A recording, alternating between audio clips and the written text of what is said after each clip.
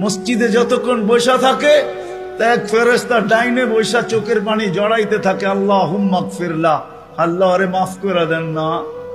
আল্লাহ বলে তোরা তো আইলো গেল কি, আপনার ঘরেই তো বের হইছে, আমাকে জিজ্ঞাসা করেন কেন তোর দিলে এত ব্যথা কেন? আপনার ঘরেই তো বের হইছে, বন্দা তো আপনারই, সৃষ্টির সেরা তো আপনিই বানাইছেন। ও যদিও না কান্দে তো আমি ওর পক্ষ হয়ে একটু কান্দতেছি, অসুবিধা কি? আরেকজন বলে আল্লাহুম্মা আরহাম আলাইহি, আল্লাহর উপরে দয়া করেন না। আপনার ঘরে বসে রইল, তারপরে যদি দয়া না করেন তো বাজারে গেলে করবেন, ওটা তো দয়ার জায়গাই না। কি করে না না করে না দোয়া?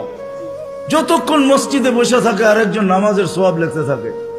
আল্লাহ বলে ঘুমায় তো রইল, তুই নামাজের সোয়াব লেখোস না কেন? ঘুমাইলো তো আপনার বাড়িতেই ঘুমাইছে, আর কোথায় ঘুমাইছে? সোয়াব লিখবো না তো লিখবো না কেন? এটাও ফেরেশতা চালায়। আপনি ভাবেন শ্বাস প্রশ্বাস এমনি নেন?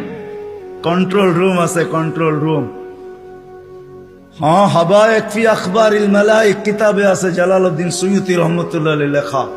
যখন শ্বাস নেই তো ফেরেশতা বলে আল্লাহ আমসিকা ওয়াতরুক, বন্ধ করে দিব না খোলা রাখবো? আল্লাহ 1,60,000 বার মেসেজ থ্রো করে, অটো উতরুক আলী আবদি আজাল, খোলা রাখ, সীমা রেখা দেওয়া আছে।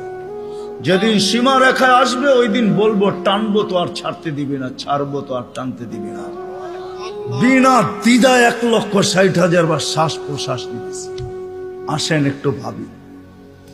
সুর তো আমার কাছে নাই যে আমি আপনাদেরকে পাগল করব।